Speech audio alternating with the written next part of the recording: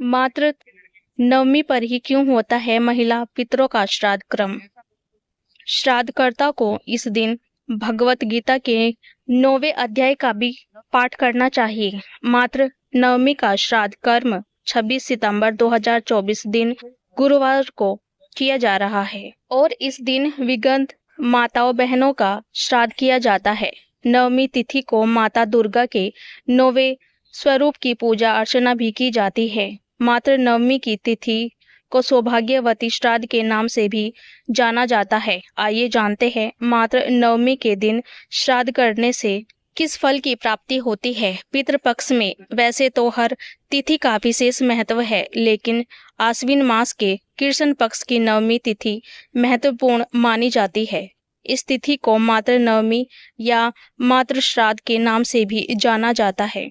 इस बार मात्र नवमी का श्राद्ध कर्म 26 सितंबर दिन गुरुवार को किया जाएगा। इस दिन माताओं महिलाओं मृत बेटियों का श्राद्ध करना बहुत शुभ माना जाता है। साथ ही इस दिन इन लोगों का श्राद्ध क्रम किया जाता है जिनकी मृत्यु नवमी तिथि को हुई हो। आइए जानते हैं मात्र नवमी पर क्यों होता है महिला पितरों का श्राद्ध क्रम और इस दिन का क्या महत्व है। नवमी तिथि के श्राद्ध से घर में आती है सुख समृद्धि। मात्र नवमी के दिन उन माताओं का श्राद्ध भी किया जाता है जिनकी मृत्यु की तिथि मालूम ना हो। साथ ही इस दिन मृत्यु तिथि के अलावा नवमी तिथि का भी माताओं का श्राद्ध किया जाता है। इस दिन घर की पुत्र वधुओं को व्रत भी करना चाहिए, क्योंकि इस श्राद्ध तिथि को सौभाग्यवती श्राद्ध का महत्व भी दिया गया है। शास्त्रों में बताया गया है कि मात्र नवमी के दिन श्राद्ध करने वाले व्यक्ति को धन, सुख, शांति, ऐश्वर्य और संपत्ति आदि की प्राप्ति होती है और सौभाग्य हमेशा बना रहता है। विगत महिला का श्राद्ध के दौरान पंचबली के लिए भोजन अवश्य निकालना चाहिए। दक्षिण दिशा में करे पूजा अर्चना। मात्र नवमी के दिन ब्राह्मण भोज के अलावा गरीब व जरूरतमंद लोगों को भी भोजन अवश्य कराना चाहिए, ताकि सभी मातृ शक्तियों का आशीर्वाद प्राप्त हो सके। इस दिन घर की महिलाओं को स्वच्छ वस्त्र पहनकर घर के बाहर रंगोली बनानी चाहिए और घर के दक्षिण दिशा में पितरों की पूजा अर्चना करें और तुलसी की पत्तियां अर्पित करें। साथ ही आटे का बड़ा दीपक बनाकर तिल के तेल का दीपक जलाएं। श्राद्धकर्ता को इस दिन भगवत गीता के 9वें अध्याय का पाठ भी करना चाहिए। महिला पितरों का श्राद्ध कर्म दोपहर के 12 बजे के आसपास करना चाहिए।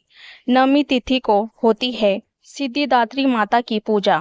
मात्र नवमी का श्राद्ध करने से कुल वंश में वृद्धि होती है और विगत महिलाओं का आशीर्वाद प्राप्त होता है और सभी मनोकामना पूरी होती है। नवमी तिथि माता दुर्गा के 9वें स्वरूप सिद्धिदात्री की पूजा अर्चना की जाती है, इसलिए इस तिथि को अक्षय फल देने वाली कहा जाता है। चैत्र मास की नवमी तिथि को भगवान राम का जन्म भी हुआ था, इसलिए नवमी तिथि को विगत माताओं बहनों व बेटियों का श्राद्ध किया जाता है। मात्र नवमी के दिन पीपल के पेड़ के पास दीपक जलाकर पितरों की आत्मा की शांति के लिए प्रार्थना भी कर सकते हैं। नवमी तिथि पर इस बात का खास ध्यान रखें कि इस दिन लौकी की सब्जी न खाए और न खिलाए। इस दिन महिला पितरों को याद करते हुए उनके नाम का दान अवश्य करना चाहिए। मात्र नवमी के दिन अवश्य करें यह काम। मात्र नवमी के दिन तुलसी पूजन अवश्य करना चाहिए और ध्यान रखना चाहिए कि पितरों से जुड़े जो भी कार्य आप कर रहे हो उनमें तांबे के बर्तनों का ही प्रयोग करें। इस दिन किसी महिला का अपमान करने से बचना चाहिए और इसको आदत बना ले तो आपको ज्यादा शुभ फल की प्राप्ति होगी। साथ ही इस दिन गरीब व जरूरतमंदों सुहागन महिलाओं को सुहाग का सामान जैसे लाल चूड़ी, साड़ी, सिंदूर आदि चीजों का दान करना चाहिए और घर पर आए किसी भी व्यक्ति को खाली हाथ नहीं भेजना चाहिए। श्राद्धकर्ता को इस दिन भगवत गीता के 9वें अध्याय का पाठ भी करना चाहिए। भगवत गीता सार का जीवन आधार। दोस्तों, इस अध्याय के नाम का अर्थ है परम गोपनीय विधि। यह विद्या धर्म युक्त या यूं कहिए सभी ज्ञान की राजमाता है। यह विधा हर प्रकृति और भावात्मक व्यक्ति के लिए बहुत फायदेमंद है। तो दोस्तों, इस रहस्य में ज्ञान को जान लेने में चांदी ही चांदी है। अभी तक पिछले अध्याय में हमने कर्म योग, ज्ञान योग, भक्ति योग को जाना और आशा है उसे जानना ही नहीं बल्कि आप लोगों ने अपनाना भी आरंभ कर दिया होगा और अर्जुन के भांति शुद्ध अवस्था में आ गए होंगे। अब जो ज्ञान श्री कृष्ण देंगे तो समझने के लिए शुद्ध मन होना आवश्यक है। तो प्रियजनों, भगवत गीता के अध्याय 9 के ज्ञान रूपी गंगा सागर में बहना आरंभ करते हैं और जानते हैं एक नया रहस्य श्री कृष्ण के शब्दों में। भगवान श्री कृष्ण अर्जुन को श्राद्ध के बारे में समझाते हैं कि कुछ मनुष्य की श्रद्धा भौतिक सुखों को पाने में इतनी ज्यादा होती है कि वो यह भी भूल जाते हैं कि सबका अंत मृत्यु ही है, जिसके कारण वो इस संसार में बार बार अलग अलग योनि में जन्म पाते हैं। लेकिन यही श्रद्धा वो मुझ में लाए तो इस संसार के सुख और मोक्ष दोनों ही प्राप्त कर सकते हैं। श्री कृष्ण बताते हैं इस जग में सब मुझसे ही विस्तृत है। यह ठीक उसी प्रकार है जैसे हवा आकाश में तो है लेकिन आकाश पर हवा का कोई असर नहीं है। ठीक इसी प्रकार हम श्री कृष्ण से लेकिन हमसे उनका कोई विस्तार नहीं है। यह श्री कृष्ण के योग शक्ति है जिससे मनुष्य के शरीर में उनकी ही आत्मा है, जिसका अर्थ है कि हम उनसे ही उत्पन्न हुए हैं, अर्थात हमारा मूल पिता वही है या यूं कहे जगत पिता वही है और उन्हीं की मर्जी से हमारा भरण पोषण भी हो रहा है। जैसे कि हमने जाना हवा आकाश से उत्पन्न होती है लेकिन फिर भी आकाश को गंदा नहीं कर पाती, ठीक उसी प्रकार हम श्री कृष्ण से उत्पन्न तो हुए हैं लेकिन अपनी बुराइयों और कर्मों से उनको मलिन नहीं कर सकते। यह उसी प्रकार है जैसे आकाश हवा को अपने से बाहर जाने से सीमित तो कर देती है लेकिन हवा उस आकाश के दायरे में वहीं घूमी रहती है।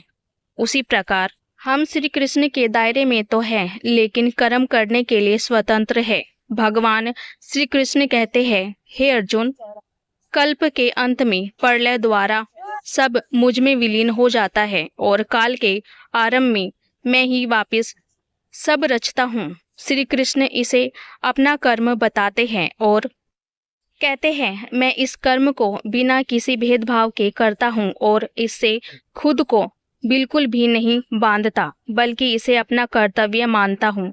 हमें अपने जन्म को स्वीकार करना चाहिए और कर्म करना चाहिए क्योंकि कोई भी अपने कर्मों से बच नहीं सकता है। श्री कृष्ण के अनुसार हमें कर्म बहुत श्रद्धा और ध्यान से करना चाहिए क्योंकि यह हमारे भविष्य की रचना करते हैं और यही हमारे मोक्ष का कारण होते हैं। कुछ लोग भगवान को खोजते हैं, हम तो इनसे परेशान हैं और दूसरा इतना सुखी है, तो बताना चाहूँगा कि यह उनके पिछले कर्म अनुसार है कि वो आज संकट भोग रहे हैं। लेकिन सच तो यह है दोस्तों, जो आज सुखी है वो कल जरूर दुखी होंगे और जो दुखी की घड़ी में है वो कल जरूर सुख प्राप्त करेंगे। दोस्तों, जिस धरती पर हम रह रहे हैं वो दुखालय कहलाता है और यहाँ दुखी और सुखी व्यक्ति सांसारिक भोग की आशा में भूल जाता है कि उसको जन्मों तक यह भोगना पड़ेगा, चाहे वो जितना अमीर व्यक्ति हो क्यों ना। निष्काम कर्म और कृष्ण भक्त भाव से करे और हमेशा के लिए ही जन्म मरण की दुनिया को छोड़ भगवत धाम की ओर चले। दुनिया की रचना का विज्ञान ज्ञान तो सीमित है लेकिन अज्ञानता की कोई सीमा नहीं। श्री कृष्ण कहते हैं, कुछ लोग मुझे मानव समझने की भूल कर देते हैं। यह नहीं जान पाते कि यह शरीर मैंने उनके कल्याण के लिए ही अपनी योग माया से धारण किया है और इस भूल को श्री कृष्ण मूर्खता मानते हैं क्योंकि वह अविनाशी निराकार है और इस जगत से संचालन करते हैं। कौन से लोग श्री कृष्ण को जान पाते हैं? व्यर्थ ज्ञान रखने वाले श्री कृष्ण को नहीं जान पाते। ऐसे लोग खुद को समझदार और श्रेष्ठ मानते हैं लेकिन यह कार्य व्यर्थ ही करते हैं जो नरक की ओर ले जाते हैं और इस जीवन से असीमित काल तक बांधते हैं। राक्षसी स्वभाव के लोग जो लोभ और लालच जैसे विकारों में आनंद ढूंढते हैं, वो कभी श्री कृष्ण को नहीं जान पाते। लेकिन दैवीय भाव के लोग, जैसे कि आप, जो इस ज्ञान को पढ़ रहे हैं, वह श्री कृष्ण को जान लेते हैं और अन्याय भाव से उनकी भक्ति करते हैं और निष्काम कर्म करते हैं।